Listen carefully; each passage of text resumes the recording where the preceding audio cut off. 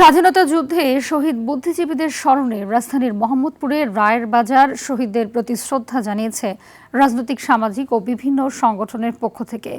ভোরের আলো ফোটার সাথে সাথে জাতির সূর্য সন্তানদের শ্রদ্ধা ভরে স্মরণ করেন সর্বস্তরের জনগণ।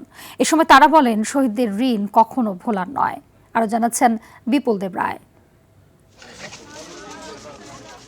বিজয়ের ৫৪ বছর হাঁটি হাঁটি পায়ে রক্তের স্রোত মারিয়ে লাল সবুজের বাংলাদেশ আজ পরিপূর্ণ স্বাধীন সার্বভৌম রাষ্ট্র।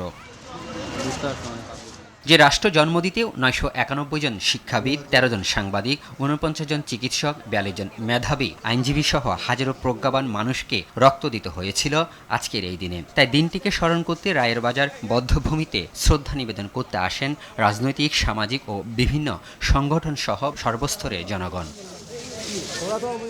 দিনটি আজ হৃদয়ে রক্তক্ষরণের। তাই তো শহীদ বুদ্ধিজীবী ও লাখো শহীদের আত্মত্যাগ কখনো ভোলা যাবে না বলে মনে করেন সাধারণ মানুষ।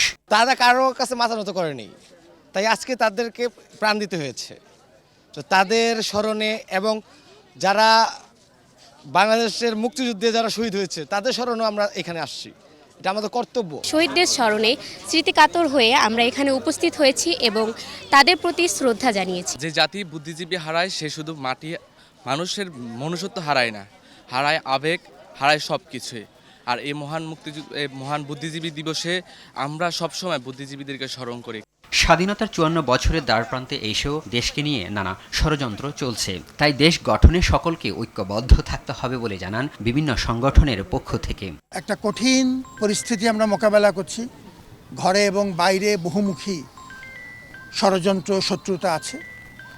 আমরা একত্রিত থাকাটা এখন আমাদের অস্তিত্বের স্বার্থে প্রয়োজন। ৫৪ বছর বাংলাদেশের ইতিহাসে এটাকে ভুলে যাওয়ার বিষয় মোটেও তা না, বরং ৫৪,০০০ বছর পর্যন্ত বাংলাদেশ যতদিন টিকে থাকবে এই দিনের মর্ম ততদিন পর্যন্ত অব্যাহত থাকবে। যত ষড়যন্ত্র বা ইতিহাস বিকৃত করা হোক, বাঙালি জাতির হৃদয়ে মহান মুক্তিযুদ্ধ ও শহীদদের ইতিহাস অক্ষুণ্ণ থাকবে বলে মনে করেন তরুণ প্রজন্ম।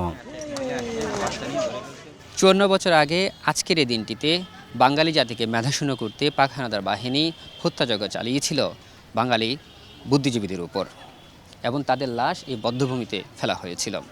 তবে সেই মেধাশূন্য জাতি আজ বিশ্ব দরবারে সমাদৃত। আগামী প্রজন্ম বলছে এই দেশটাকে তারা আরও অনেক দূর এগিয়ে নিতে চায়। বিপুল দেব রায়, রায়ের বাজার বধ্যভূমি, RTV, ঢাকা।